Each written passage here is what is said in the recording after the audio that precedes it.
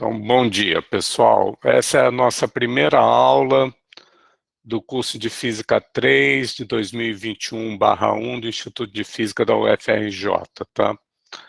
Então, eu gostaria de agradecer a presença de todos vocês e antes propriamente de começar a aula em si, né, eu gostaria de dar algumas informações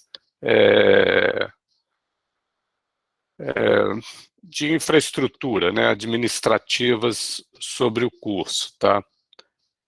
A maioria dessas informações, como consta aqui nesse slide, tá? Elas estão disponíveis, seja na homepage oficial da disciplina, que vocês estão vendo aqui esse URL, esse link, tá? Lá do Instituto de Física da UFRJ, essa página específica da disciplina, e também é fundamental, né? E espero todos vocês já devem estar automaticamente inscritos numa plataforma do Moodle, né, específica da UFRJ, que é o chamado Ambiente Virtual de Aprendizagem, ou AVA, tá?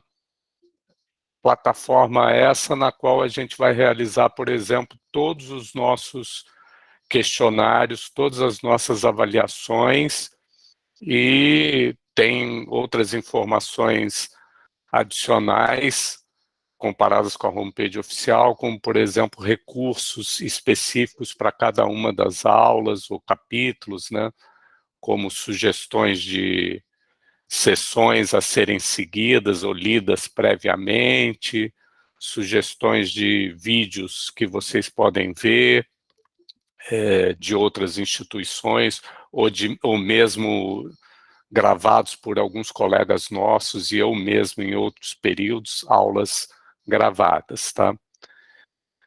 Muito bem. Uma das coisas que eu queria frisar também, antes de entrar propriamente nessa aula de hoje, é que a gente vai tentar, seria fundamental que vocês, o máximo possível, conseguissem ler, se preparar minimamente, lendo as sessões correspondentes a cada aula, conforme está informado num roteiro, e talvez eu tente enviar para vocês um pouco antes de cada aula o que é para vocês terem lido previamente, tá? E também vídeos, tá? De outras instituições, em particular da Unicamp e da USP, ou mesmo aulas gravadas por nós, tá? Então, se vocês viessem para cada uma dessas nossas aulas com de alguma maneira, já uma noção, né, do que a gente vai falar, isso acho que ajudaria bastante o desenvolvimento e acho que seria mais proveitoso para nós todos, tá? Em particular para vocês, tá? Acho que a aula iria render mais, tá? Nessa aula de hoje, talvez eu acabe que fale muito mais, e em geral é a minha tendência, eu acabo falando quase que a aula toda, tá? Mas eu vou tentar esse período, de fato, não fazer isso, tá? Eu vou falar um pouquinho no início, e aí deixar para vocês ou tirarem dúvidas ou pedirem para fazer algum comentário, a gente ter alguma discussão sobre o assunto, tá? Outra coisa que eu gostaria de chamar a atenção é que tem monitores, né? E esse período tem 3 monitores, eles já estão com horários disponíveis e devem ter avisado a vocês sobre os horários, né, das aulas síncronas, aulas virtuais que eles vão dar, tá? São 3 monitores e eu recomendaria bastante que vocês também usassem eles o máximo possível, tá? Então, acho que é isso, né? Eu vou agora mostrar para vocês rapidamente o que é essa homepage oficial e o que é a página também do AVA, tá? Mas muito rapidamente, tá? Então, para isso, deixa eu ver aqui se eu me encontro. Essa é a homepage oficial da disciplina de Física 3, tá? E nela vocês podem encontrar alguns avisos importantes, se for o caso, mas eu, em geral, talvez eu prefira enviar isso por e-mail, tá? Seja pelo SIGA, seja pelo AVA. Vocês podem encontrar as turmas, né, com seus horários e professores oficiais, apesar de que, por exemplo, só para vocês terem um background, né, a gente só vai ter aulas síncronas nos 4 horários distintos, tá? A gente não vai, deixa eu falar melhor, tá? Aqui às 10 horas, oficialmente a gente tem 3 turmas, nesse horário de 10 às 12 horas, né? Só que essas, eu estou até vendo aqui que eu tenho que completar isso aqui, tá? Essas 3 turmas das 10, elas teriam 3 professores diferentes. Essas interrogações aqui, eu estou vendo que eu não atualizei. Isso é a professora Marcela Campista, tá? Onde tem essas interrogações. Mas nesse horário de 10 horas, não vão existir 3 professores dando aula síncrona nesse mesmo horário, né? Que seria o Ribamar, eu e a Marcela Campista. Não é isso, vai ser um único professor, no caso vai ser o Ribamar, dando aula para todas essas turmas. Idem as turmas da tarde, um único professor, é o próprio Carlos Renato, claro, e na turma chamada noturna, que é terças e quintas, né? Aí sim é o 4º e último horário de aulas síncronas que vai ser ministrado pela Marcela Campista, tá?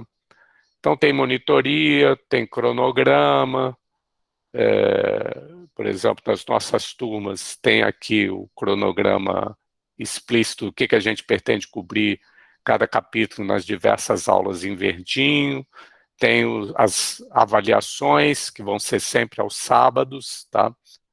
E vão ser 4 testes e 2 provas parciais, e aí depois, se for o caso, para quem precisar, né, uma prova final e eventualmente uma segunda chamada, tá? Então essa página tem essas informações todas e é a página oficial da disciplina, tá? Uma outra página relevante é a do AVA, tá? Essa é fundamental, porque todas as nossas avaliações, todos os nossos testes e provas vão ser feitos dentro desse ambiente, tá? Então eu vou acessar aqui, como se eu estivesse entrando dentro dele.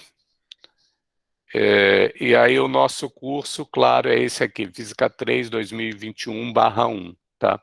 Então quando vocês entram lá, também tem uma série de informações, boas-vindas, como é que vai ser critério de aprovação, cronograma, remete para aquela página oficial da disciplina, tá? Mas aí, adicionalmente, tem uns links para cada uma das turmas, tá? Pode ser, então, que aí tem informações adicionais, tá? Tem aqui um material de acesso geral, tá? Que, por enquanto, por exemplo, está com as playlists, né, de aulas síncronas de períodos passados, tá? Sejam minhas, seja do antigo coordenador da disciplina, que é o Marcos Menezes, o pessoal gosta bastante, seja da Marcela Campista, e no período passado, inclusive, um dos professores da equipe, o Bruno de Paula, ele conseguiu preparar aulas menores, pré-gravadas, tá? Acho que tipo meia hora, mais ou menos, sobre cada assunto, né?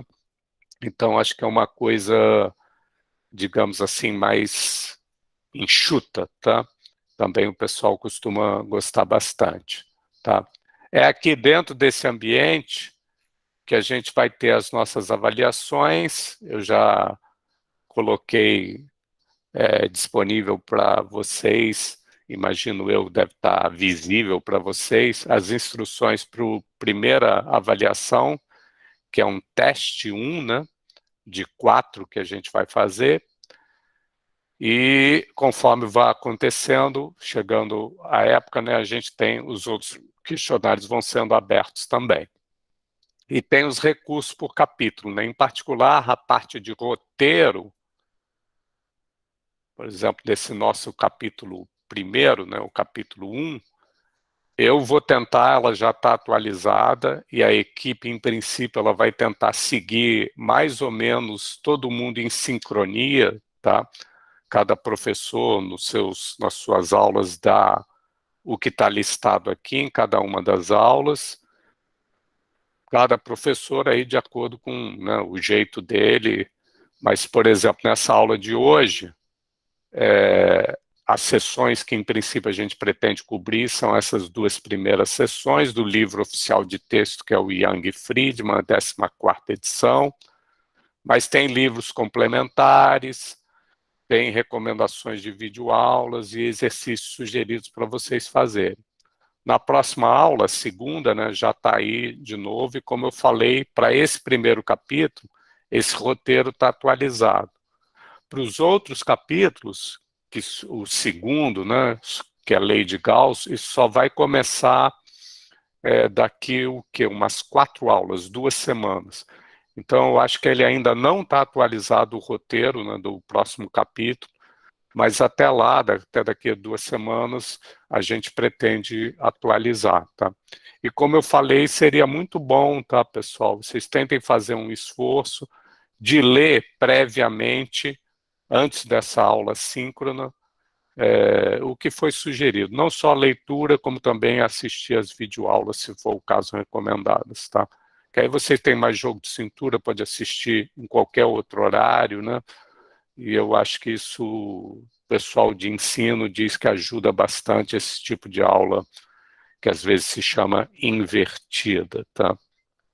Bom, então isso é o que eu queria mostrar dessas páginas do AVA e a página oficial da disciplina, homepage, né? E não sei se vocês têm alguma pergunta específica, podem ficar à vontade sobre essa parte de administração, e porque logo a seguir eu vou entrar então em si na matéria, na aula, primeira parte da aula, tá? Vocês querem fazer alguma Professor, pergunta? Diz, bom Beatriz, né? dia. A prova é sábado, né? Todas as provas são Todas sábado, as provas certo? são sábados, começando, acho que, se eu me lembro direito, às 3 horas, né? Tanto as provas quanto os testes, tá? Mas você ia perguntar? Eu ia perguntar se elas, quanto tempo de duração elas vão ter, e se vai ter aquela janela para realizar as Vai provas, se ela ter vai a ficar aberta há pouco janela, tempo.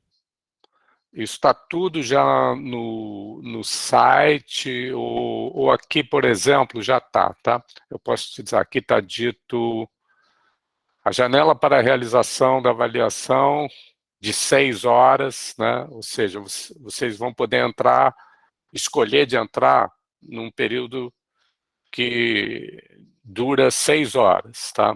E é a partir das 15 horas. Se eu me lembro direito, todas elas vão sempre começar às 3 horas da tarde, tá? Seja teste, seja prova, tá? E se eu me lembro direito, todas essas avaliações, tá? Seja teste ou seja prova, vão ter, uma vez que você entrou, duração máxima de 2 horas. Vocês têm até 2 horas para concluir a avaliação. Respondi a tua pergunta, Beatriz? Tá? Sim, obrigada. Eu acho que isso vai ser igual para todas as avaliações que eu me lembre, tá? Bom, mais perguntas, pessoal? Professor, Diz. a diferença Maria Luísa, né? Isso. A diferença entre o teste e a prova, além, né, do peso, vai ser o número de questões? Também,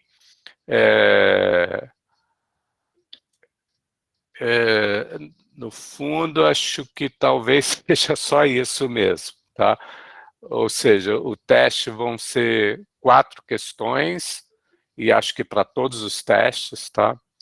Ao passo que a prova vão ser 10 questões. Beleza, Entendi. Maria? Beleza, obrigada. Valeu. Mais perguntas, pessoal? Bom dia, professor. Bom dia. A presença nas aulas é obrigatória? Não, não. Durante o remoto, inclusive, eu acho que houve uma resolução do SEG que não tem, nunca teve, tá? Desde que começou esse ensino remoto, com o chamado PLE, nunca teve presença obrigatória.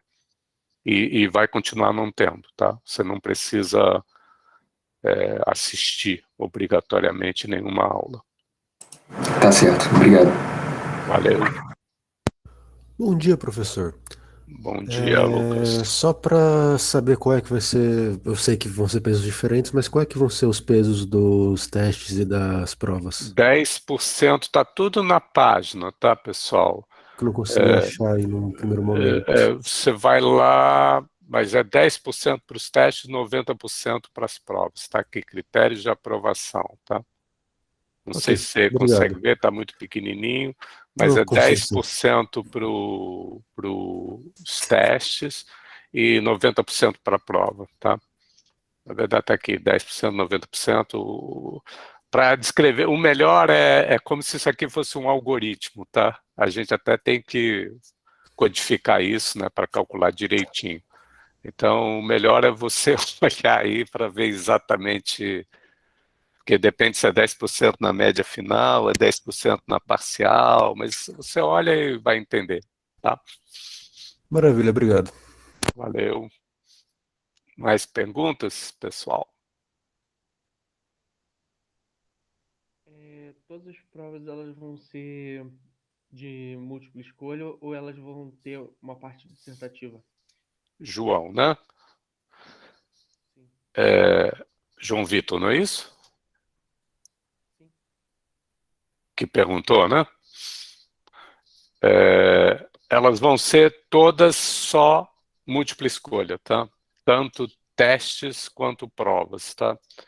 E eu, por terminologia, eu chamo isso de avaliações ou questionários, né? Questionários é o que o AVA chama quando a gente vai construir, tá? Então, é para distinguir entre teste e prova, né? Mas todas elas, seja teste, seja prova, vão ser totalmente múltipla escolha. Beleza? E, de novo, acredito eu, se não está, eu estou informando agora, vão ser todas de múltipla escolha, mas eu acho que essa informação talvez esteja ou no AVA ou no site oficial. Beleza? Ok, obrigado. Nada. Mais perguntas, pessoal? Professor, Diga, Hugo. sobre acerca das gravações, no início da aula você disse se ela vai ser disponibilizada ou não? Vai. Eu vou colocar num canal do YouTube, assim como já está aqui, por exemplo. Deixa eu mostrar para você. Por exemplo, tá? Tem aqui dentro da página do AVA, tem um material de acesso geral. Então, isso aqui é só um exemplo do que aconteceu de períodos passados, tá? Vamos pegar o período passado, tá? 2020/2. Então, aqui, se eu clicar, eu vou lá para um canal no YouTube em que tem todas as minhas aulas gravadas do período passado, tá?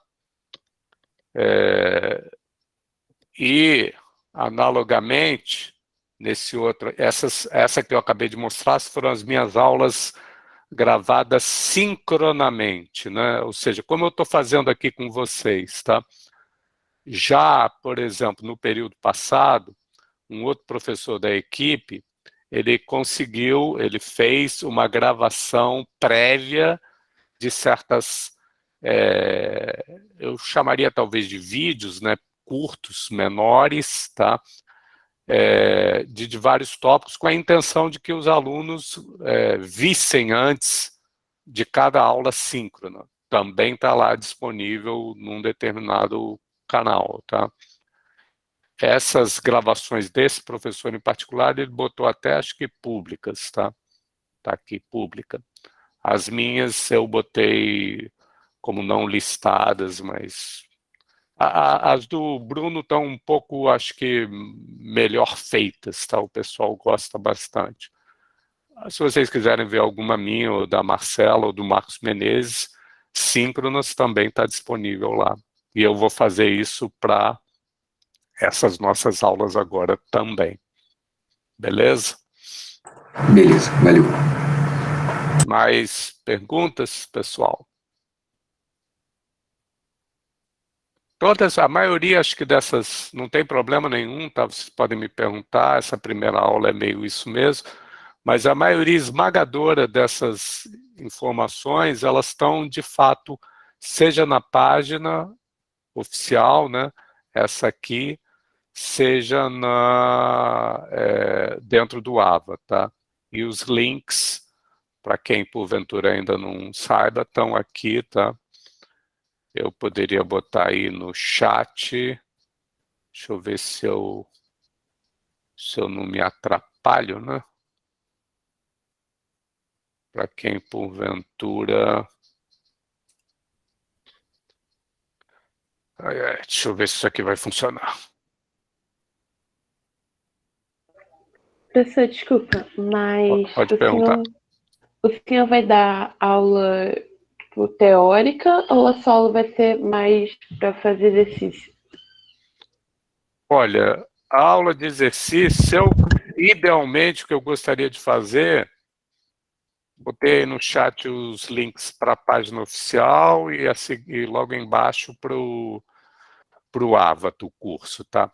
O que eu gostaria idealmente de fazer é dar no início da aula, eu vou falar um pouquinho da coisa teórica, que é para frisar o que eu acho que é importante e coisas que, em princípio, pode não ter no livro-texto, tá? Eu não sigo exatamente o livro-texto na própria parte teórica, tá? Agora, se tudo funcionar bem, talvez eu gastasse meia hora, uma hora explodindo no máximo da aula para essa parte teórica, expositiva, conceitual, digamos, e aí o resto da aula, ou a maior parte dela, eu gostaria que a gente fizesse alguma espécie de discussão, né, do que vocês acharam legal, acham importante, ou têm dúvidas, e resolução de algum problema, exercício.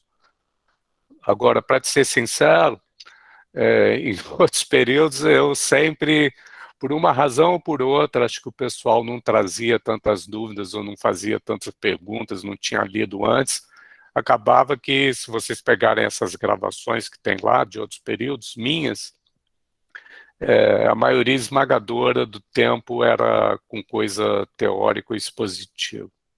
Mas eu acho que isso não funciona. Eu gostaria realmente esse período de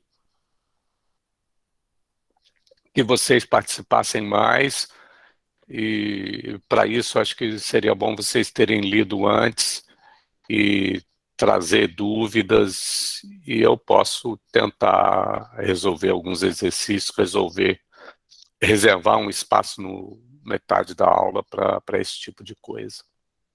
Eu acho que aí funcionaria melhor. Beleza? Mais perguntas? Desculpa, não é exatamente uma pergunta, mas eu me lembro que teve um período que o professor é mais uma ideia. Porque você tem que saber mexer antes, no caso, na ferramenta, antes de querer fazer um negócio desse. Mas ele fazia um negócio que era muito legal, que dava certo, que ele dava a parte da aula. Tipo, eu acho que foi em física, acho que foi em física 1 mesmo. Ele dava uma Tenta parte da falar aula. só um pouquinho mais alto, por favor. Desculpa. Ele falava no início da aula, tipo, metade da aula mais ou menos, quando não era uma matéria muito extensa. Ele falava sobre a parte teórica e explicava pra gente de forma bem simples. E na outra parte, ele conseguia fazer meio que um questionário, onde ele tava com a folha de questões, sei lá, com alternativa de A até D, É, para fazer o exercício rápido, e aí chegava um link pra gente botar, tipo, A, B, ou C, ou D. eu E fiz, aí isso é tipo a enquete, tá? isso. Eu tentei, ou poll em inglês, eu tentei fazer isso, eu fiz isso alguns períodos, muito pouquinho, tá? Tá dando um certo eco, não sei se é por causa do meu microfone, ou talvez o teu que está aberto, tá? Mas isso, de fato, como você mesmo falou, João, acho que exige, né, que uma certa preparação dessas perguntas previamente. Escrever na hora toma muito tempo, tá?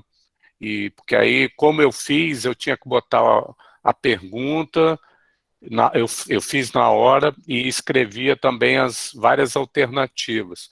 Isso é muito interessante, eu acho que é muito legal, mas do jeito que eu fazia, eu não tinha isso preparado previamente. E aí me dava um certo trabalho. Eu tomava bastante tempo, né? Eu acho que o pessoal em Física 1, pelo que eu saiba, acho que eles faziam isso antes, tá? Eles preparavam certas perguntas, já deixavam prontos, e aí acho que devia colar lá na hora. Eu acho que é interessante, eu posso tentar, mas, por exemplo, isso depende de você, dependendo do fluir da aula, né? Quando é na parte expositiva, na hora ali eu sinto, vou tentar perguntar isso ou aquilo, né? É uma coisa meio de momento. Ou, como você falou, realmente, se fosse para fazer algo mais guiado, né?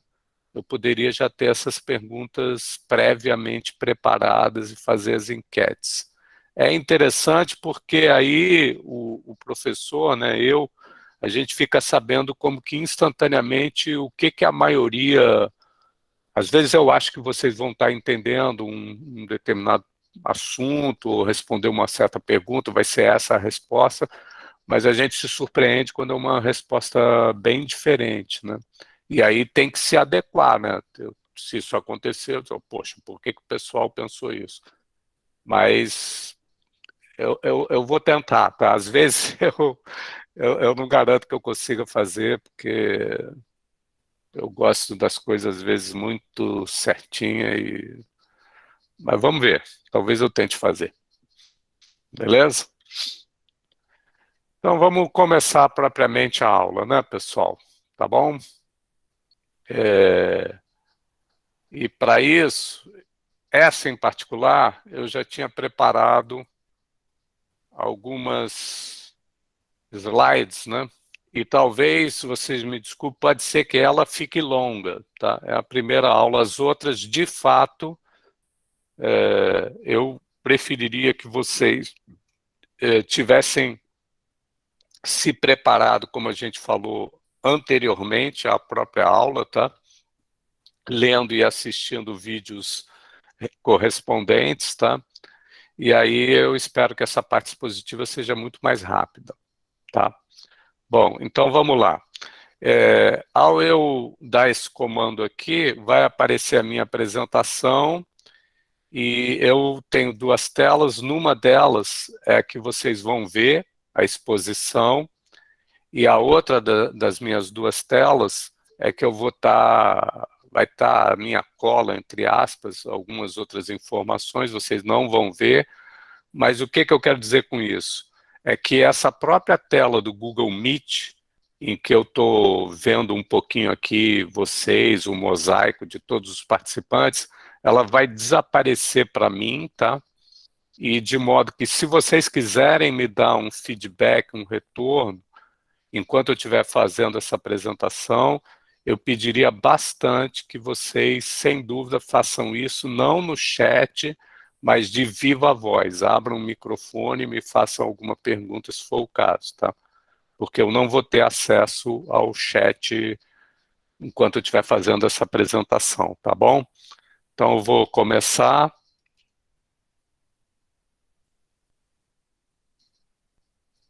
Não vou, né? Uhum. Só um pouquinho.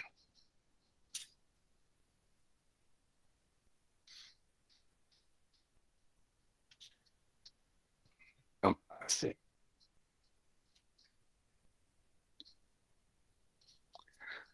Ok, estou no lugar errado.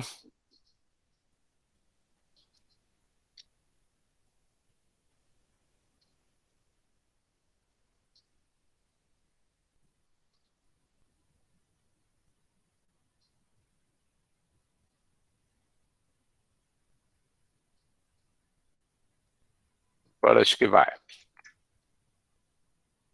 Apareceu aí para vocês, pessoal? Apareceu sim. Sim. Tá esse título aí. A minha intenção, essa aula, como eu falei, né, não vai ser, espero não ser muito típica, porque ela deve demorar, tá? Então eu vou dar todo um background aí para vocês, e talvez essa parte expositiva seja demorada, mas vamos lá.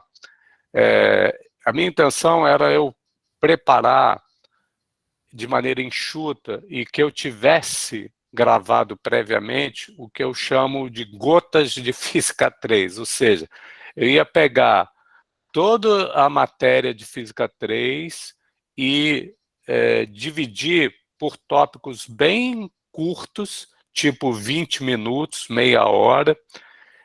Eu gravaria uma exposição baseada nesses slides, deixaria disponível para vocês verem previamente. Isso daí não tem a mínima chance de acontecer esse período, tá? Mas essa é que é a minha intenção com esse tipo de apresentação que eu estava chamando assim genericamente de gotas de Física 3. Uma primeira delas, que eu chamei na verdade a zeroésima, né? É que às vezes eu sinto falta, eu tenho a impressão de que o pessoal tem dificuldade com algumas preliminares matemáticas, tá? Então eu vou falar alguma coisa aqui sobre vetores, que é muito importante para a Física 3, vou falar alguma coisa sobre geometria, sistemas de coordenadas. Então essa é a minha primeira, entre aspas, gota de Física 3, tá legal? Então vamos lá. Vetores é a primeira coisa que eu quero falar de preliminares matemáticas, né? Então, supostamente, vocês já deveriam saber, isso aqui é uma espécie de revisão, tá? Então, todos os vetores, eles têm duas operações, pelo menos, né? Que são permitidas de se fazer com eles, né? A adição, então, tem um jeito, eu diria, geométrico, de vocês pensarem na adição, né? Então, se vocês têm dois vetores iniciais, A e B, né? O que é fazer a soma deles? É a chamada regra do paralelogramo, né? Então, a gente pega e imagina que esses dois vetores, A e B, eles estão com a ponta inicial, a cauda deles, né? No mesmo ponto comum, e aí constrói o paralelogramo, e a soma vetorial desses vetores é o quê? É a diagonal principal orientada dessa maneira aí. Isso é o jeito geométrico de ver o que é a adição de vetores. Se vocês estiverem usando uma base, componentes, né, tem um jeito algébrico de ver isso, que é somando as componentes desses vetores com respeito às bases. O espaço típico de vetores que a gente usa em física básica, ele é tridimensional, né, o espaço físico de posições, onde vivem todos os vetores, né, posição, velocidade, força, campo, e por isso tem três componentes. Tá legal? Que outra operação tem? Todo vetor, todos os vetores, todo espaço vetorial. É a operação de multiplicar um vetor A por um escalar, que tipicamente em física básica é um número real, tá? Então, como é que geometricamente isso fica? A gente pega um certo vetor A e se quer saber o que é ele multiplicado por um número, só exemplo, menos 2, a gente pega, vamos dizer assim, geometricamente, a gente pega o módulo desse escalar e multiplica o comprimento, o tamanho, do vetor por esse módulo, dobra, no caso, o tamanho do vetor A, e como ele está com sinal de menos, no caso, né, esse escalar, a receita é que a gente tenha que inverter o sentido desse vetor original A. Tá? Então, isso é a receita para fazer essa operação geometricamente. Como é que é algebricamente? É a gente pegar as componentes e multiplicar por esse escalar. Tá? Então, isso daí vocês estão careca de saber, de qualquer maneira, eu queria recordar. Tá? Próximo tópico é o quê? É a gente falar de bases. Tá? Então, uma base é a gente pegar, no nosso espaço vetorial dimensão 3, é a gente pegar quaisquer 3 vetores ABC, LI, tá? Linearmente independentes. Tá? Isso é uma base. Se, além disso, o nosso espaço vetorial ele tiver uma coisa que os matemáticos chamam de produto interno ou produto escalar, tá?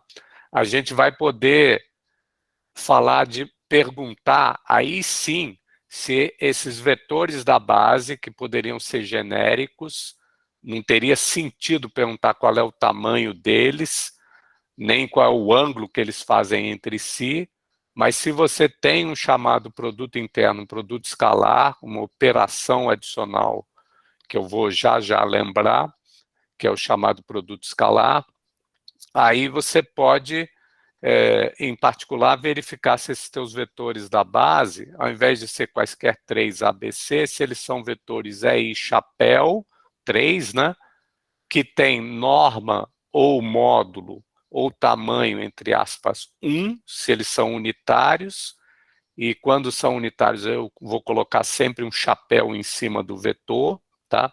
E além disso, qual é o ângulo que eles fazem entre si, se eles são perpendiculares ou não entre si, tá?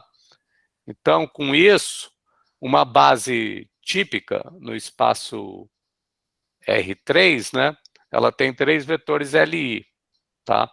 Que podem ter, eu estou tentando passar a ideia, tamanhos diferentes e ângulos diferentes entre si, quaisquer ângulos. Agora, se o espaço for com um produto interno, eu posso particularizar e escolher as bases como vocês estão acostumados, X, Y, Z, chapéu, ou talvez a maioria de vocês chame de IJK, né?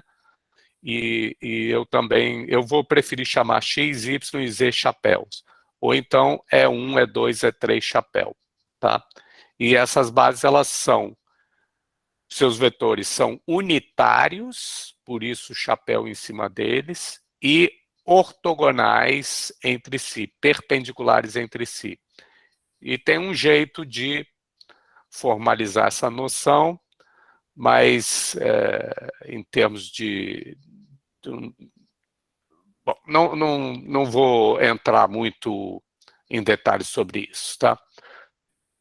Mas tem um jeito de impor que eles são vetores unitários e ortogonais, é essa equação que está aqui. Eu não vou entrar em maiores detalhes, tá? Mas isso está dizendo que são unitários e perpendiculares entre si. E uma outra coisa é a orientação desses 3 vetores, 1, 2, 3. Pode ser uma base que é direta positiva ou destrogira, e é usando a regra da mão direita, vamos dizer assim, o produto vetorial de 1 com 2 dá o 3 e não menos ele, e isso tem essa expressão em termos dessa equação aqui, tá?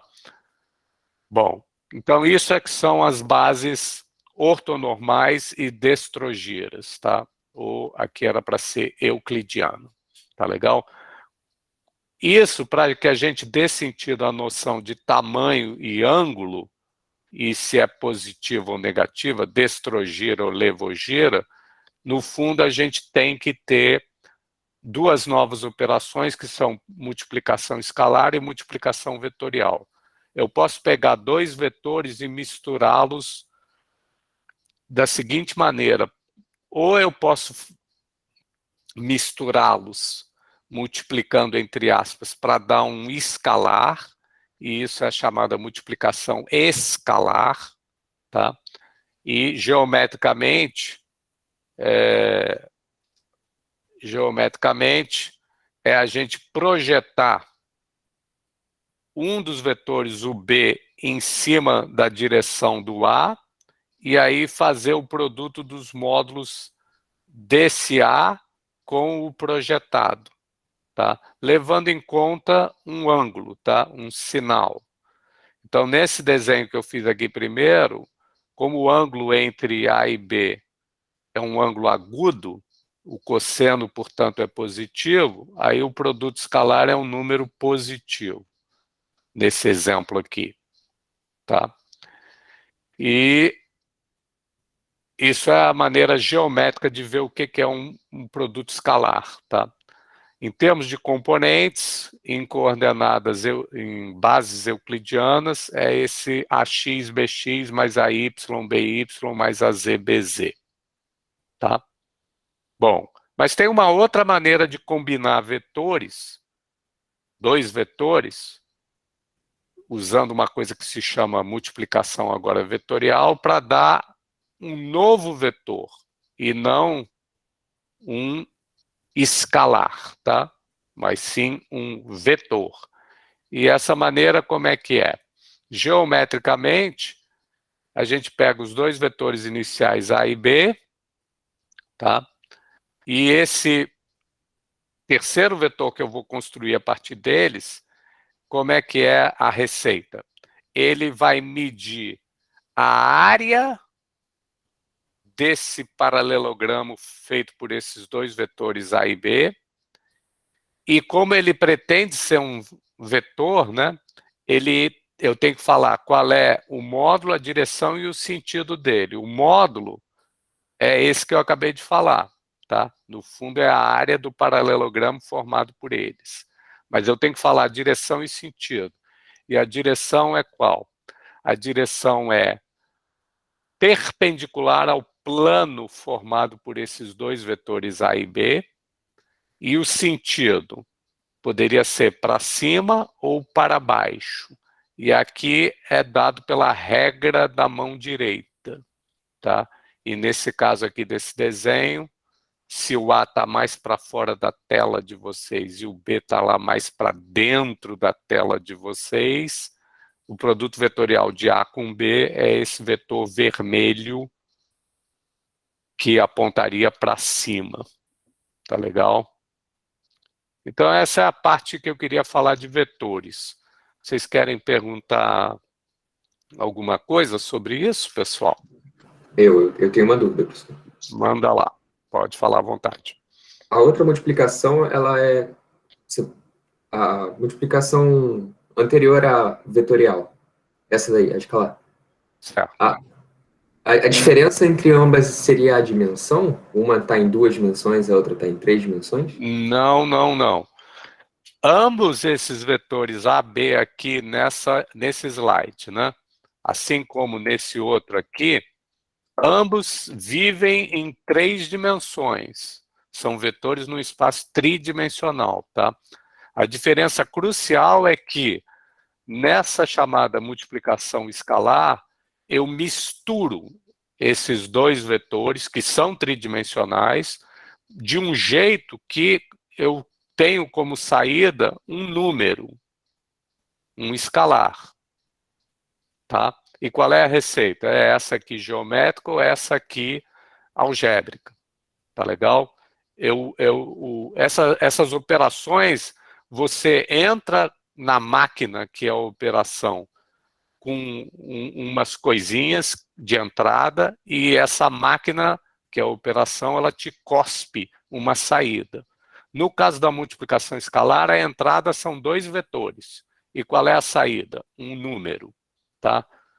No caso da multiplicação vetorial, a entrada são também dois vetores tridimensionais, e a saída não é mais um número, é um vetor também.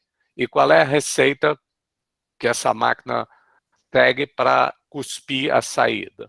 Geometricamente é isso, e algebricamente eu não tinha falado, ou seja, em termos de componentes, né, relativamente a uma base euclidiana, eu espero que vocês já tenham visto, né, um jeitinho, eu tenho que falar de 3 componentes do vetor saída, né?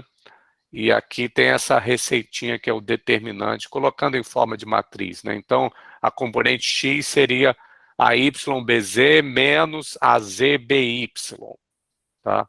A componente y desse vetor de saída seria a XBZ menos a ZBX. Tem uma receitinha que talvez vocês já tenham visto. Não sei se eu consegui explicar para ti a diferença. Consegui sim, professor. Valeu. Bom, então vamos continuar para umas noções agora de, vamos dizer assim, de geometria, tá? Durante todo o curso, pessoal, eu vou tentar usar a seguinte notação, né? O espaço onde as coisas acontecem na física, vamos dizer assim, básica, é um espaço euclidiano tridimensional. Essa palavrinha aqui é só para quem porventura quiser ir mais fundo, é uma coisa matemática, né? Volta e meia, às vezes eu vou falar de umas coisas mais avançadas para quem tiver curiosidade, mas se não, pode esquecer essa questão de variedade. Em inglês seria um manifold, tá? Mas é o espaço físico usual de posições, vamos dizer assim, onde vive todos os nossos vetores e pontos, os nossos pontos, né? Tridimensional. Então, uma região tridimensional, né, eu vou tipicamente indicar por R cursivo, tá? Isso aqui é um R cursivo. Uma superfície por S, né? Uma curva por C e um ponto por P, tá? Então, a região, ela tem, intuitivamente, né? A região tem dimensão 3, né? É um sólido, tá? Uma bola sólida. A superfície poderia ser a fronteira dessa bola, que seria uma superfície esférica, tá? Uma curva é uma linha qualquer, pode ser uma reta ou uma linha com uma forma ou outra que não retilínea. E um ponto é um conceito primitivo, aí eu não vou falar muito mais coisas sobre isso. Aí o que eu quero dizer é, se vocês tivessem uma bola, tá? Deixa eu tentar aqui, ó. Vamos ver se vai funcionar. Se vocês tiverem uma bola,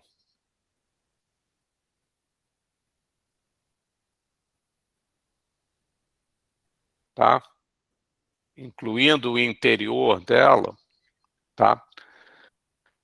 O interior, a bola, essa bola aqui que eu desenhei meio deformada, é uma bola de futebol americano, ao invés de ser uma bola do nosso futebol esférica perfeita. Ela tem pontos, né, intuitivamente, é uma região 3D. Então ela tem pontos que estão lá dentro, no interior dela, e tem os pontos na fronteira dela. A nossa bola de futebol usual ela é esférica, né? Então a fronteira dela, que os matemáticos às vezes indicam por esse símbolo Perronde, de derivada parcial del R, tá? Ela é a superfície da esfera e é só os pontos aqui na fronteira, né? Na borda. Então, dada a região tridimensional R, os seus pontos da borda, ou seja, da fronteira, eu vou de vez em quando simbolizar por esse del R, ou derronde R, tá? Então, eu não quero formalizar isso, mas às vezes dá confusão, tá? Então, eu vou já antecipando aqui, particularmente quando a gente for estudar condutores, a gente vai estudar algumas propriedades que valem para pontos do interior, ou para pontos da fronteira, ou para pontos do exterior. O exterior é o que sobra aqui do lado de fora, que não está nem no interior, nem na fronteira. Tá? Isso é que é o exterior dessa região R. Tá? E esses dois últimos tópicos, deixa para lá, já está ficando muito pesado. Tá? Bom, então isso é o que eu queria falar sobre pontos, né, e outras coisinhas. Então, campos. Vocês podem ter a ideia de que um vetor, todo mundo tem, né? O que é um vetor, pessoal? É muito comum se falar, um vetor é um negócio que tem módulo, tamanho, direção e sentido, né? É muito comum se falar isso, né? Então, aqui está um vetor típico, tá? Por exemplo, o vetor velocidade. Mas olha só o que eu quero chamar a atenção logo de saída em Física 3, tá, pessoal? Tudo bem, você pode ter essa ideia de que um vetor é algo que tem módulo, direção e sentido. Tá? Mas o que eu vou querer chamar a atenção para o campo vetorial e também para um campo escalar, tá? Porque isso vai acontecer e é fundamental fazer essa distinção em Física 3. Tá? No caso do chamado campo vetorial, que é o que eu comecei, depois eu volto para o escalar, tá? Além de você vir com essa historinha de que um vetor é algo que tem módulo, direção e sentido, e se eu ficasse só nessa historinha, e essa coisa que é o vetor é representado tipicamente por uma seta, uma flecha, né? Vamos lá. Como é que eu apago? C, né?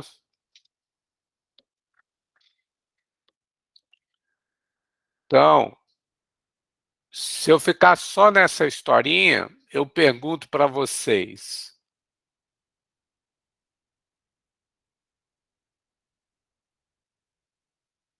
Esses dois vetores que eu desenhei aqui, eles são o mesmo vetor ou eles são vetores diferentes, pessoal? O mesmo vetor. Diferente. Eu tentei desenhar com o mesmo tamanho, com a mesma direção e com o mesmo sentido. Teve duas respostas, e isso é ótimo, respostas diferentes. Um de vocês, eu não estou vendo o nome, tá? Falou que é o mesmo vetor. E uma outra de vocês falou que são diferentes. Se esse que eu tivesse desenhado tivesse de mesmo tamanho que esse aqui de cima, o de baixo, eu continuo perguntando, eles seriam se o vetor fosse somente uma coisa que tem módulo, direção e sentido. Vocês não teriam dizer que isso é o mesmo vetor?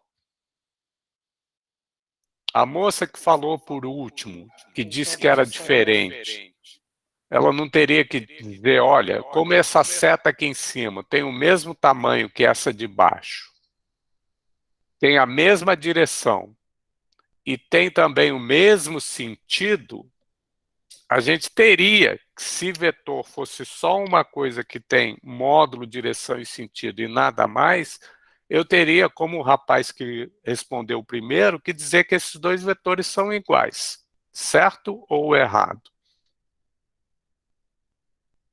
Certo. Então, não sei se foi você, por que você disse que são diferentes? Fui eu, professor. Então, mas por que você falou que eram diferentes? Porque eles estão em lugares diferentes do espaço. Ótimo, ótimo. Então, vamos lá. Olha para essa figurinha aqui do lado. Está muito pequenininho, mas isso pretende representar o quê? O campo de velocidades do vento, acho eu, na atmosfera do nosso planeta, em diferentes lugares. Então, foi ótimo um de vocês ter respondido uma coisa e o outro ter respondido outra. Por quê?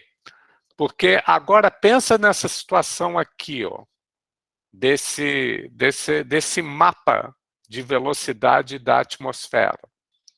Aqui não está dando para ver, depois eu vou tentar aumentar, ver o que eu faço, mas tem umas setinhas, uns tracinhos, que é para representar a velocidade do vento em diferentes lugares. Então, de início, vocês dois responderam certo, dependendo do que a gente interprete que é um vetor.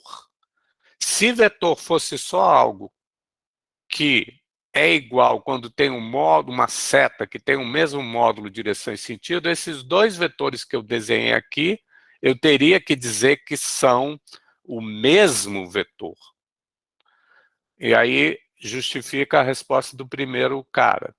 Só que, se, como você, a moça, né, de alguma maneira intuitiva, ela percebeu, poxa, apesar de ser uma seta igual, vamos dizer assim, em tamanho, direção e sentido, mas essa seta de cima, ela está aplicada, definida, num ponto do espaço, associada a um ponto do espaço. E essa aqui, segunda seta, ela está associada a um outro ponto.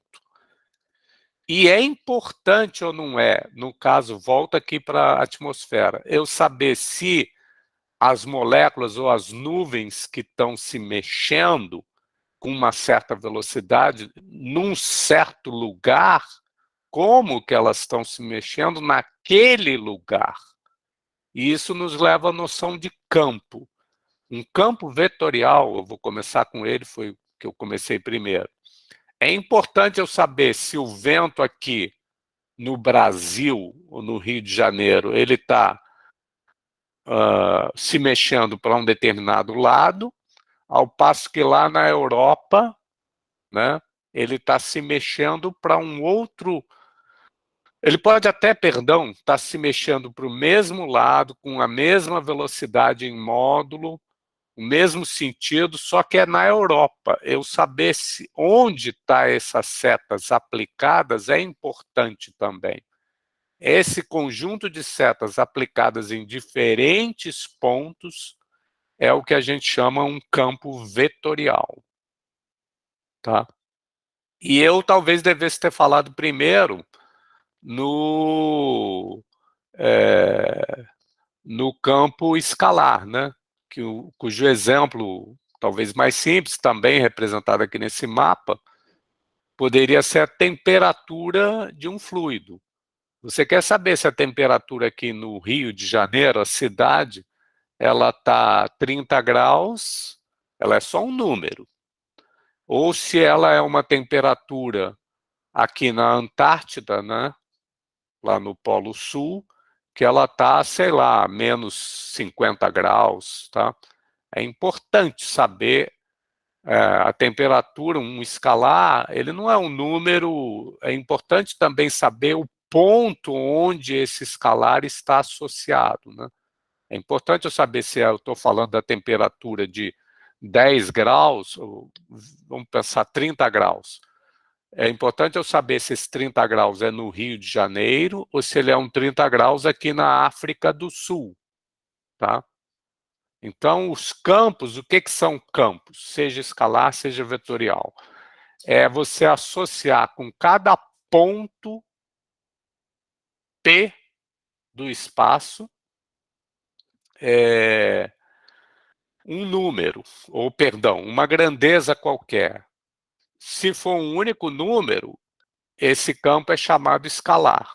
Se for um vetor associado a esse ponto, ele é chamado um campo vetorial.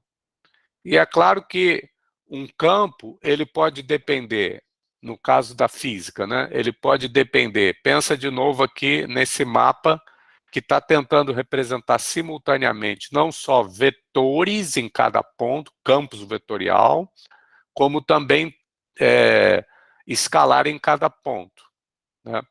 Que são a velocidade da atmosfera e a temperatura na superfície da Terra, tá? Mas esse campo, qualquer um deles, seja o escalar, seja o vetorial, ele pode depender da posição e também do tempo, intervalo de tempo, um instante, né? Então, um campo vetorial ou um escalar, ele é uma função, em princípio, da posição e do instante, tá? E, no caso de um vetor, no final das contas, sem muita sacanagem, né? A resposta para a física 3, que eu diria que é melhor, o jeito melhor de vocês pensarem, é que um vetor ele é uma coisa que, além do módulo da direção e do sentido, ele tem uma quarta propriedade, que é o quê? O ponto de aplicação da cauda do vetor, né? Se eu pegar uma mesma seta, mas eu colocar ela em outro lugar, a rigor eu tenho um outro, digamos, vetor, né? Num certo sentido. Tá? E que tem a ver com a noção de campo. Eu não sei se ficou claro, se vocês querem perguntar mais alguma coisa ou não. Então vamos em frente, tá? Opa. Alguém quer perguntar? Esses vetores, já que eles são Fala um paralelos... pouquinho mais alto, por favor. Esses vetores, já que eles são paralelos, isso implica que eles também, obrigatoriamente, são de bases diferentes? Eu não escutei, perdão. Está muito baixo. Desculpa, eu acho que ele está captando o som do microfone do... Agora melhorou. Eu queria saber se esses vetores, por eles serem paralelos, eles têm que ser obrigatoriamente de bases diferentes. Não, a base, foi bom você ter perguntado. Quando a gente começa a falar de campos vetoriais, no caso, a gente, na verdade, tem que introduzir uma noção de base em cada ponto. Então, não sei se isso ajuda a você pensar. É como se, em álgebra linear pura, não existe ponto, tá? Em álgebra linear pura, que um matemático apresenta para a gente, é como se, entre aspas, todos os vetores estivessem aplicados no mesmo único ponto, que é a origem, vamos dizer assim. Nessa situação aqui da atmosfera, da Terra, em que a gente quer falar em cada ponto de diferentes vetores, ou pode até ter a mesma direção e ser paralelo, como tu falou. Mas, a rigor, isso não tem nada a ver com a base, em princípio, tá? Mas se você agora quiser falar de outro vetor aqui, nesse mesmo ponto, você pode referir esses dois vetores, o contínuo e o tracejado, relativamente a uma base ou qualquer outra base aqui nesse ponto, tá? Mas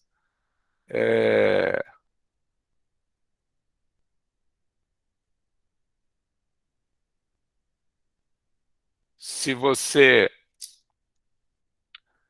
quiser se referir a componentes de vetores nesse ponto aqui, a rigor você tem que introduzir uma base nesse novo ponto. Então, quando você tem um campo vetorial, a coisa, por causa dessa história do ponto de aplicação ser importante, isso leva a uma complicaçãozinha adicional, poderia levar, que é ter que pensar de uma base em cada ponto. Isso talvez fique mais claro nos 2 slides mais para frente, tá? Eu vou seguir em frente, tá legal? Tá, entendi. Bom, vamos em frente. Então, se os meus campos, eles podem ser, em particular, os vetoriais. Eu vou pensar num vetorial, tá? Eles podem ser funções da posição e do tempo, é sinal que esse meu campo, ele é uma função de R, vetor posição do ponto, e do instante de tempo, T. Tá? E aí, Maurício, eu distingo entre o que é algumas situações. Tá? Por exemplo, se eu deixo passar o tempo e a minha representação do campo, as minhas setas, não mudam,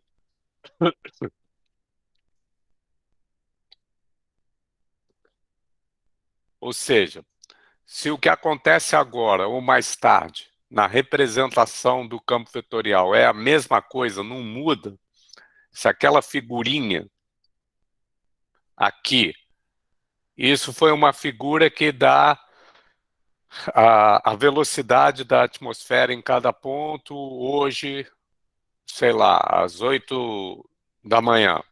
Se hoje, ao meio-dia, eu fosse representar isso e fosse a mesma figura de setas, então esse campo não está variando no tempo, certo? E quando ele não varia no tempo, eu vou dar um nome para esse campo. Eu vou chamar ele de estacionário, tá? Qualquer campo vetorial ou escalar, tá? Temperatura. Se ela não varia no tempo, eu digo que ela é estacionária. Se a velocidade não varia no tempo, eu digo que ela é estacionária, tá bom? Se for o contrário, ou seja, se eu tiver um campo que, pelo contrário, ele não depende da posição, mas pode variar no tempo, mas ele é igual em tudo que é ponto, num dado instante, tá? Então eu vou chamar esse campo de quê? A seta que representa ele em cada ponto, né? Se ela é a mesma, por exemplo, essa coisa aqui, estou tentando desenhar mesmo módulo direção e sentido, mas em diferentes pontos, num dado instante, tá? Como é igual, não é? É paralelo, é igual segundo a resposta do primeiro rapaz, quando eu perguntei se aqueles vetores vermelhos eram iguais ou não. Nesse caso, esse campo eu chamo de quê? Que não depende da posição. Eu chamo de um campo homogêneo ou uniforme. Tá legal? E quando? Última palavrinha. O campo vetorial ou o campo escalar, se fosse o caso, temperatura, não depender nem do tempo, nem do espaço, aí eu, Maurício, chamo isso de um campo constante. O campo constante, ele é então o quê? É um campo que é homogêneo e ao mesmo tempo estacionário. Tá claro, pessoal? Esse não depende, a ideia é que aquela função campo vai manter o mesmo valor. Aí, no caso, se não depender de tempo, você pode mudar o tempo ou não, vai continuar com o mesmo valor. E se não depender do espaço, você pode mudar o ponto onde você está considerando que vai ter o mesmo valor também.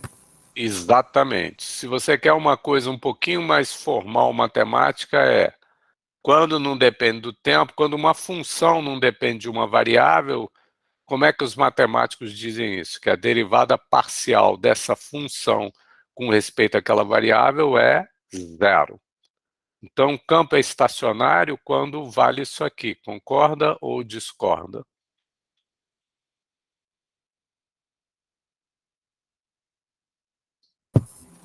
Concordo. Né?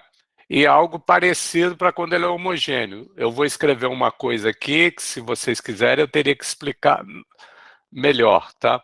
Porque eu para homogêneo, eu teria que escrever uma coisa assim, ó.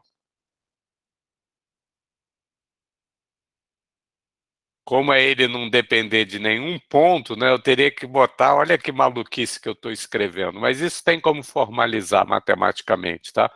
Eu estou escrevendo a derivada de um campo vetorial com respeito a um outro campo vetorial, né?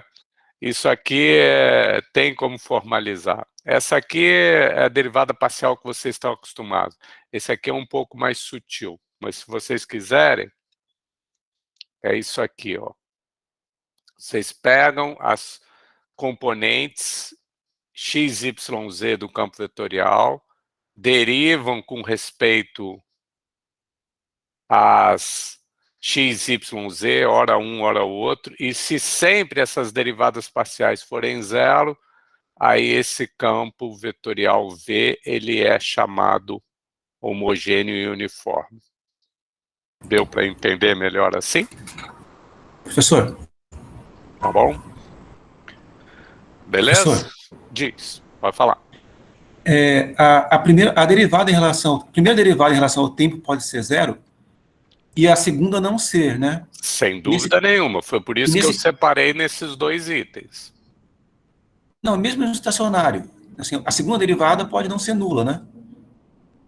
Pode, então. O estacionário ele só exige que essa derivada seja zero. Ah, perfeito, obrigado. Mas ele não exige que essa seja zero. Esquece a matemática. O estacionário é quando a coisa, mesmo que esteja variando de ponto para ponto no espaço, no tempo fica igual. Não sei se tu está entendendo. E o homogêneo é o contrário.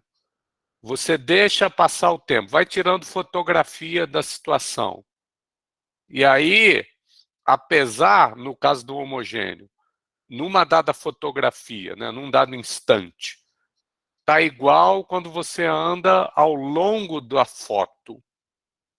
Só que aí quando tu pega outra foto, que corresponde a um tempo diferente, mais tarde ou mais cedo, a fotografia tem um outro aspecto, mas se é homogêneo, todos os vetores desenhados nela têm que ser iguais, entre aspas, né?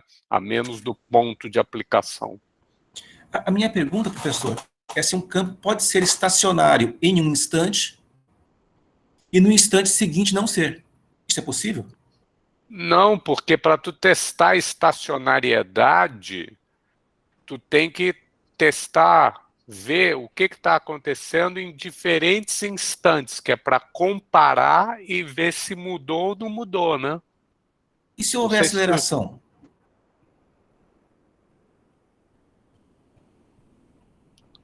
Pergunta, eu não estou entendendo a tua dúvida.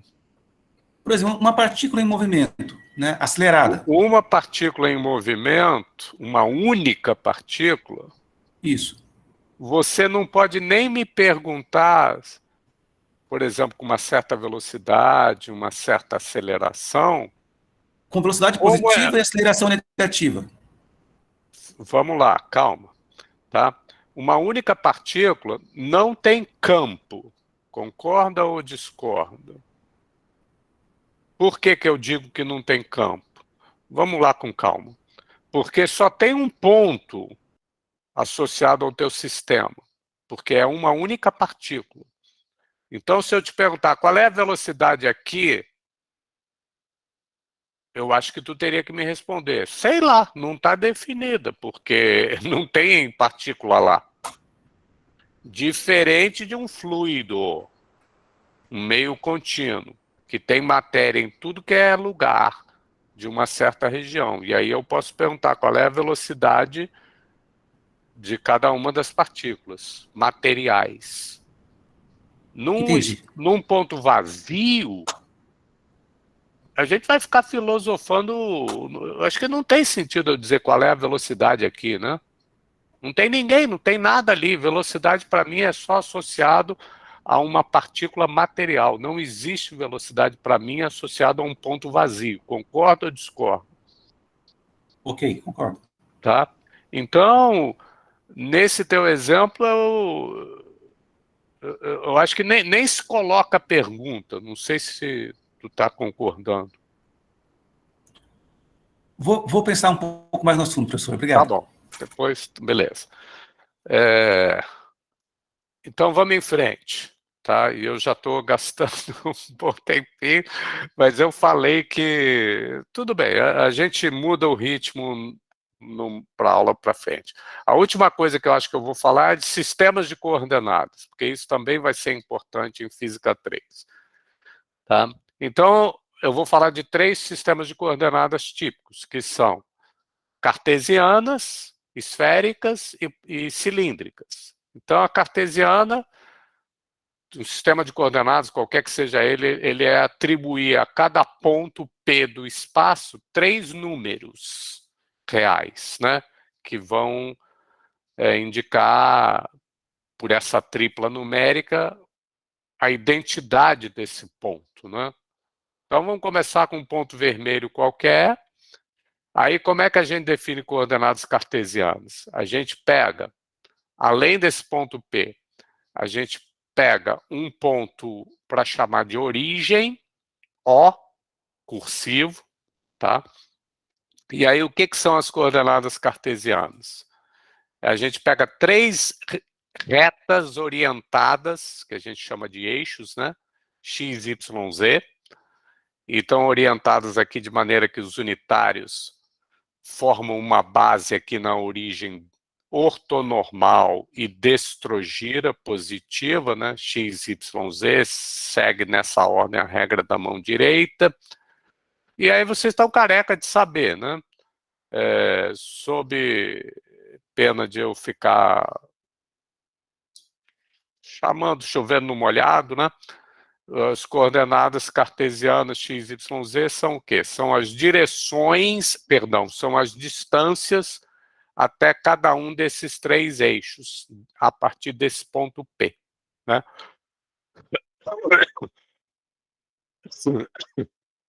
Então, com essa receita,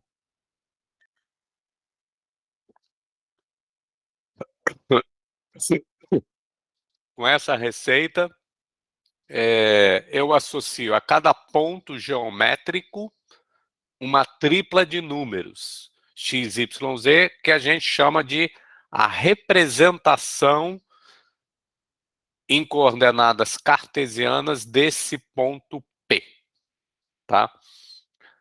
Bom, e dado um sistema de coordenadas, vai ser interessante falar de, como é que se chama? Dos planos coordenados, das superfícies coordenadas, ou seja, faz 2 dessas coordenadas constantes e só deixa variar a terceira. Então, vamos fazer x constante e deixa o y e o z variar. Quando a gente faz isso, a gente obtém um plano, né?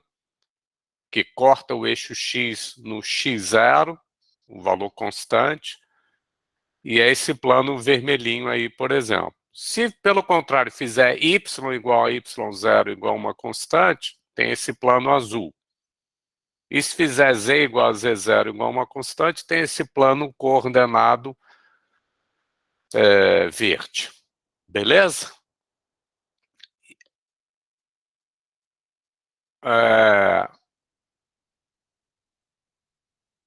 Maravilha. Antes de eu continuar, eu vou logo querer voltar, aproveitar, coisa que eu não tinha frisado, mas vou frisar aqui, o seguinte. Opa, eu estou aqui. É aquilo que eu falei. Essas retas, eixos coordenados orientados, eles definem, aqui nesse ponto O, uma base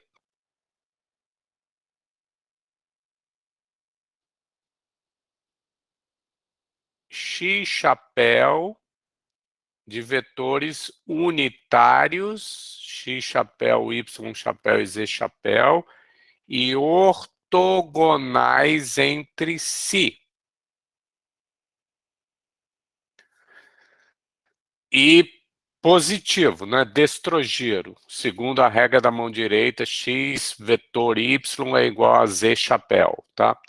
Agora, o que eu quero chamar a atenção, isso é uma coisa que não se chama atenção em geral, mas aqui nesse ponto, outro, em qualquer outro, esse sistema de coordenadas cartesianas, qualquer x e y constante são retas, tá?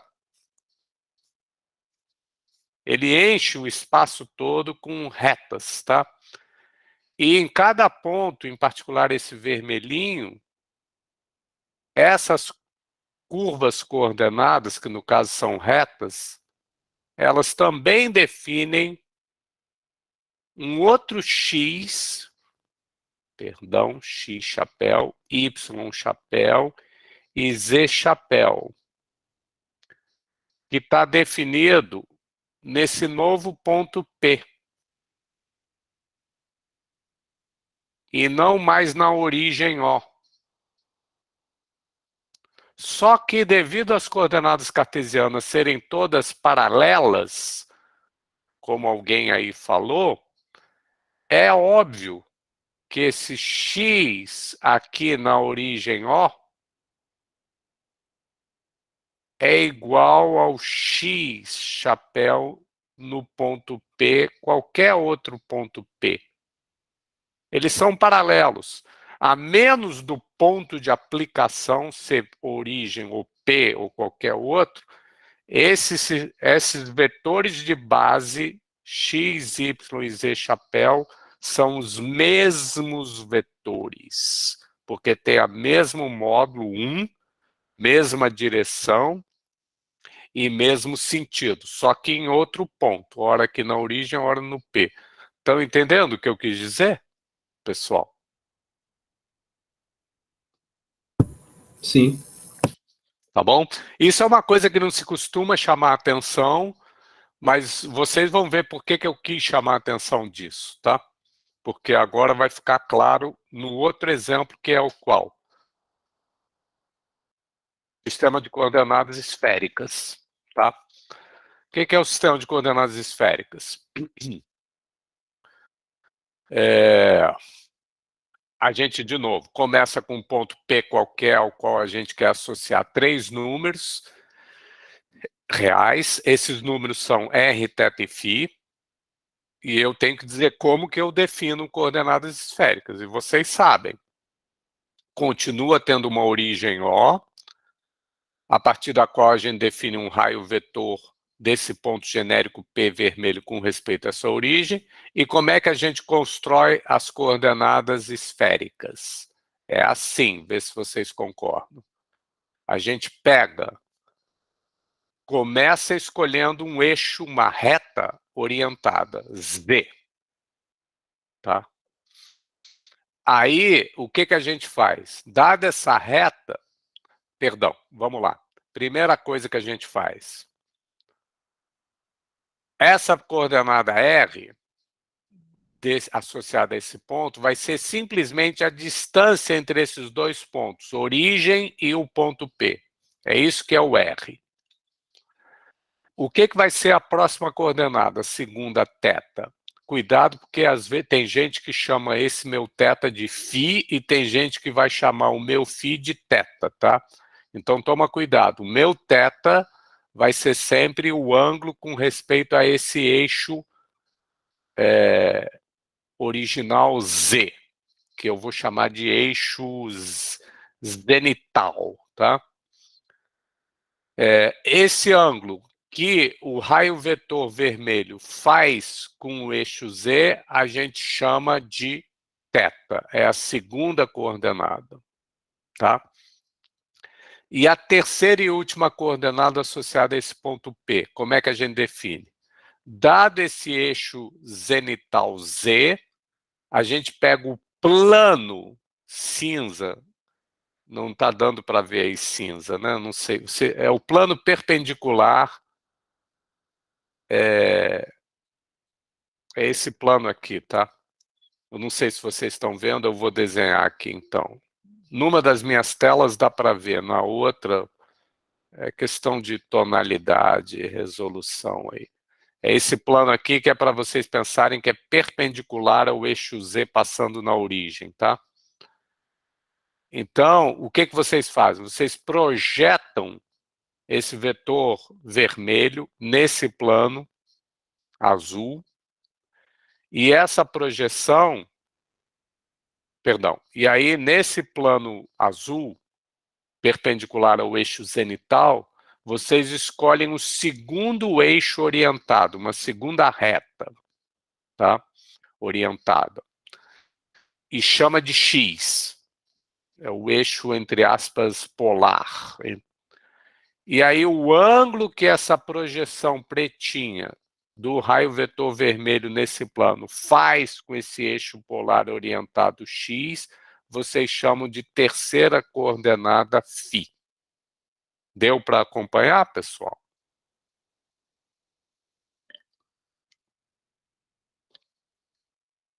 É assim que se define coordenadas esféricas, certo? Agora, olha só o que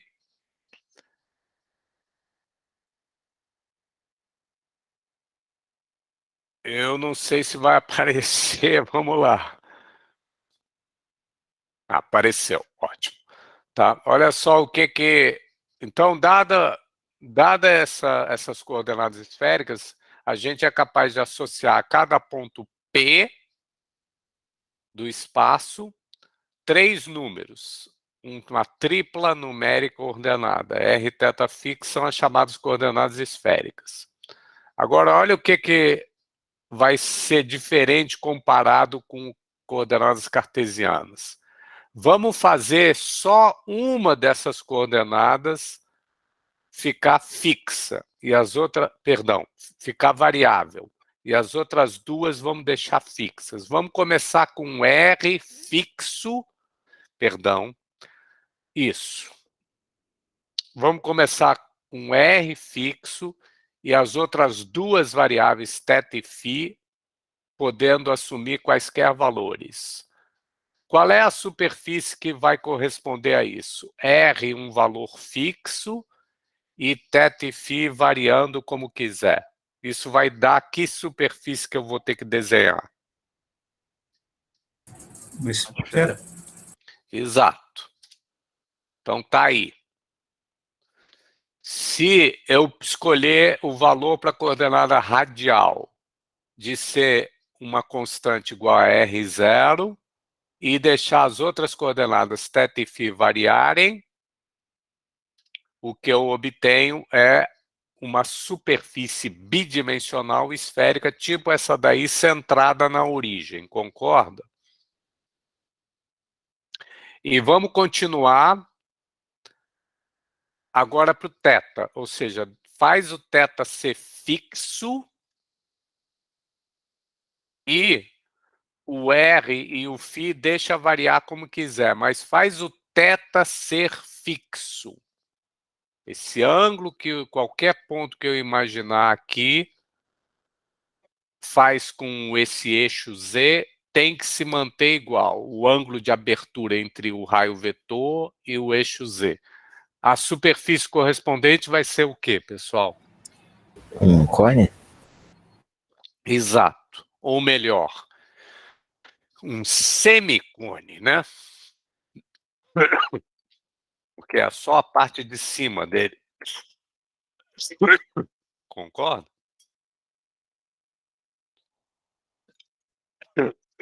Não tem a parte de baixo. Concorda, pessoal? Sim. Sim. E por fim, agora faz só o φ ficar constante e o R e θ assumir os valores que quiserem, mas o φ vai ficar constante. Qual vai ser então a superfície obtida para θ, R θ fixo, perdão, R θ variáveis, mais o φ constante? Isso vai corresponder a que superfície? Um círculo, né? Deixa o R variar e o θ também. Então, Vai ser um plano, né? não é isso? Não é isso? Ou melhor, um semiplano, né? Porque dependendo se o φ0 for 30 graus, é esse semiplano que vai aqui para fora da tela. Se ele for 30 graus mais 180 graus, aí ele é um semiplano aqui para dentro da tela. Esses semiplanos pertencentes ao mesmo único plano, né? Professor, Diz. a gente vai aceitar que o R é sempre positivo? Ótima pergunta. Como é que eu defini as coordenadas esféricas? Eu não botei aqui no slide, mas para ser bem preciso, eu defini essa coordenada R para ser o quê? A distância, que é sempre um número positivo, entre a origem e o ponto P. Então, sem dúvida nenhuma, respondendo, R é um número real que varia de 0 até infinito, incluindo o zero possivelmente. E o θ? Você pode me responder?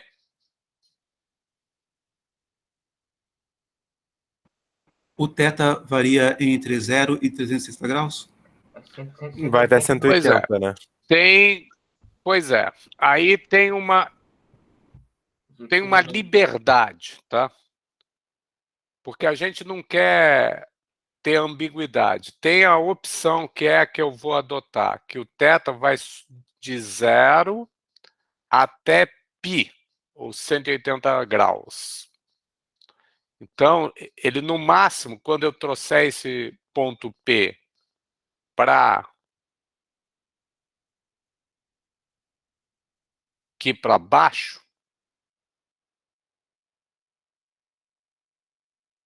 ele no máximo fica π, o θ. Ah, mas e se você pegar e trouxer ele um pouquinho para cá, continua, ele não ficaria π mais um pouquinho? Eu vou dizer para vocês, não. Esse θ é um ângulo entre 0 e 180 graus, tá? Não interessa se o meu ponto P está mais aqui para a direita ou para fora da tela, ou se ele está mais lá para dentro da tela. Eu meço qual é o ângulo menor entre 0 e 180 e digo que isso é que é o θ. Não sei se vocês acompanharam. E, correspondentemente, o φ, esse é que eu escolho de como ele está medido sobre esse plano aqui.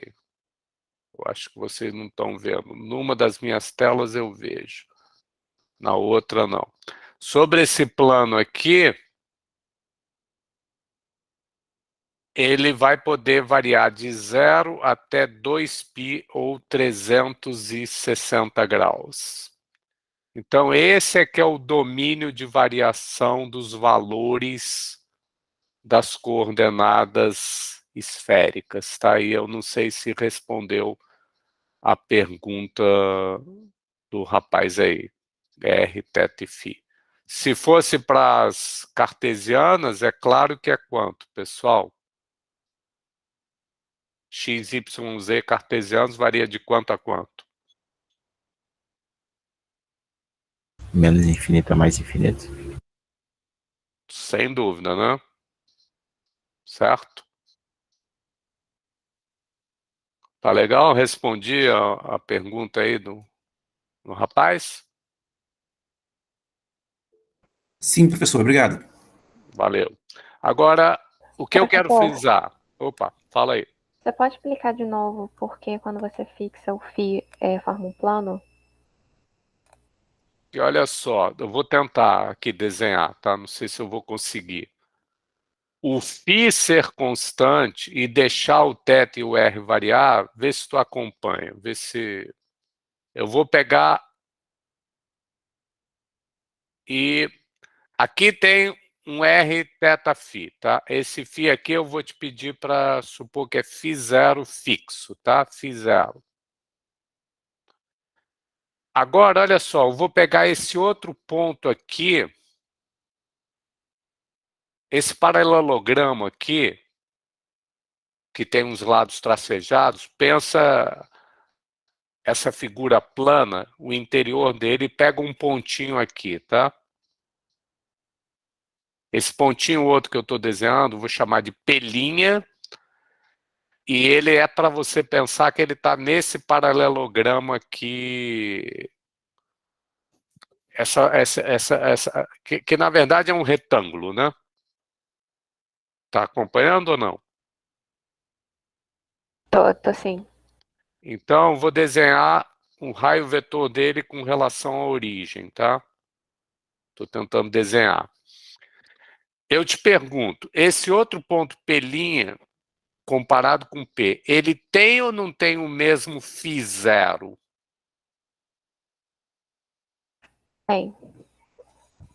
A figura está ficando pesada, mas ele tem o mesmo φ0, porque a projeção dele nesse plano, perpendicular ao eixo Z, faz o mesmo ângulo com o eixo X, não é? Sim. Tá? Mas, deixa eu despoluir um pouco o desenho. O ângulo que esse ponto, o outro que eu estou marcando aqui, faz com o eixo Z é um outro θ', concorda? Porque eu cheguei ele mais para perto do eixo Z, né? Tá entendendo? Tô sim. E o R eu posso até diminuir, mas a moral da história, se eu pegar esse R aqui, um outro ponto, um terceiro ponto, aqui assim, ó, prolongamento desse raio,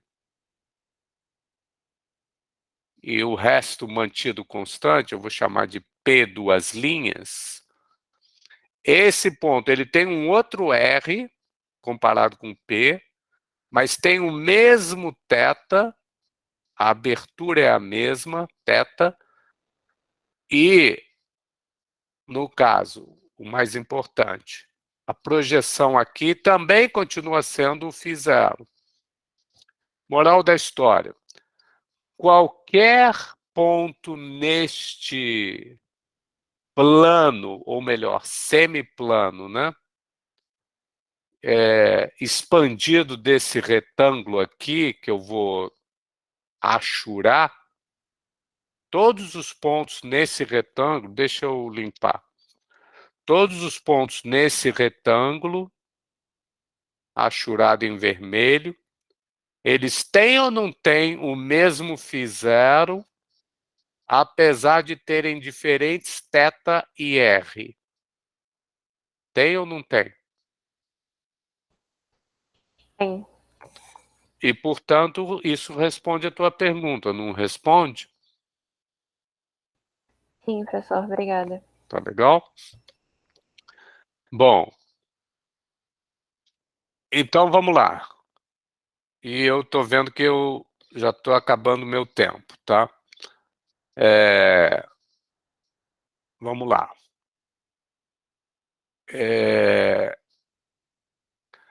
O que vai ser uma base associada a essas coordenadas esféricas nesse ponto P vermelho?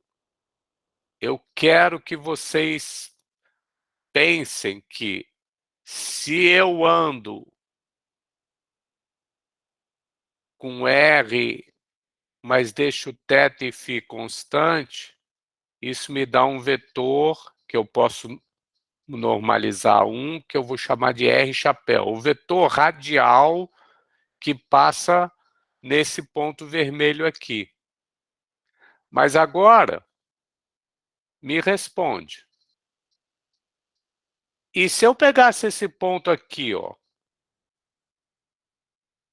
eu vou chamar de P'. Qual é esse vetor radial que com θ e φ está constante, mas agora é só o R aqui que está variando? ele não está nessa outra direção, o R chapéu, estou querendo que vocês se convençam que ele agora é uma função de P. Dependendo do ponto que eu escolha,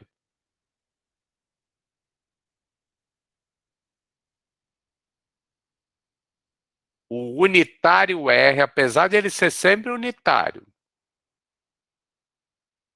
por isso é que tem chapéu em cima dele. O módulo dele é sempre 1. Mas, pergunto eu, para cá ele está apontando assim meio para cima, vermelho. Já aqui nesse ponto azul, ele está apontando aqui meio na horizontal, ou para fora da tela de vocês, mas ele está apontando numa outra direção. Então, o R chapéu, ele é um campo de vetores unitários que muda em cada ponto. Por quê? Porque a direção dele está mudando. Aqui é para cima, vermelha, aqui é na horizontal, azul, portanto é outra direção. Concordam ou discordam?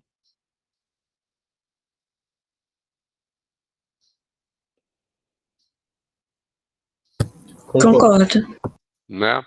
Então, eu estou querendo chamar a atenção de vocês e vou encerrar aqui que, associado ao sistema de coordenadas esféricas, existem vetores unitários R chapéu, θ chapéu, φ chapéu, que nem existia para os cartesianos, x, y e z, que talvez a maioria de vocês prefira chamar IJK, eu prefiro chamar de X, Y e Z chapéu.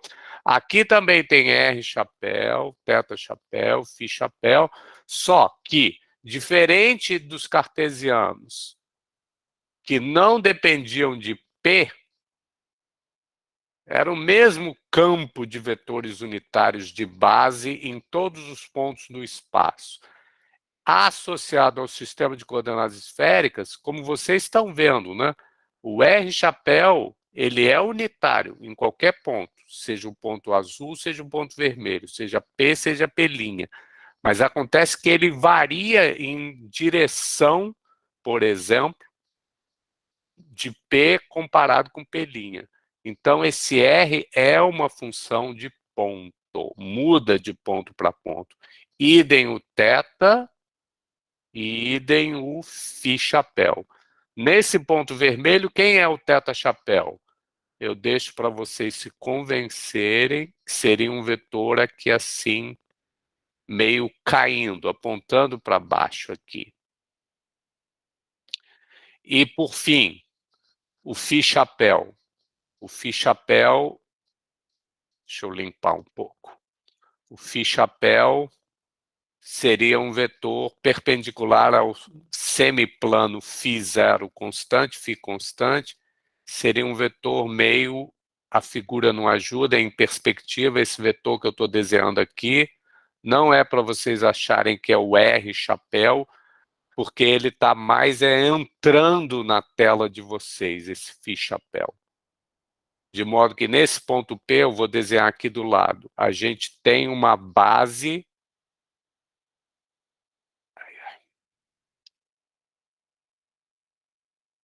mais ou menos assim, θ, chapéu,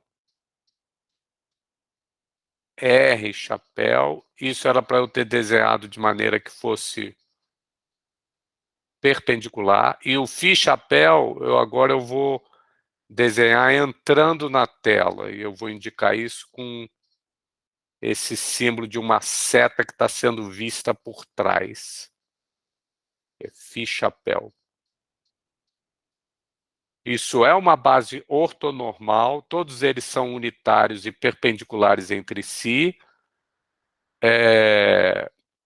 positivamente orientada, nessa ordem R, θ, φ, chapéu, só que ela depende de ponto para ponto. Aqui, num outro ponto aqui, nitidamente o vetor radial, ao invés de ser para cá, era para ser paralelo, tá? ele é mais para cá.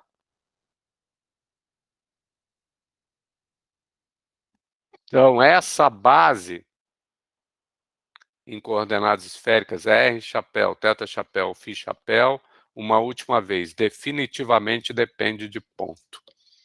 Tá? E eu poderia continuar com as coordenadas cilíndricas. Eu vou disponibilizar aí esses slides, tá? Mas eu deixo para vocês fazerem, eu não vou fazer. Aí as superfícies coordenadas seriam cilindros, ou semiplanos, ou planos completos. Tá? E aí, com isso, eu acabo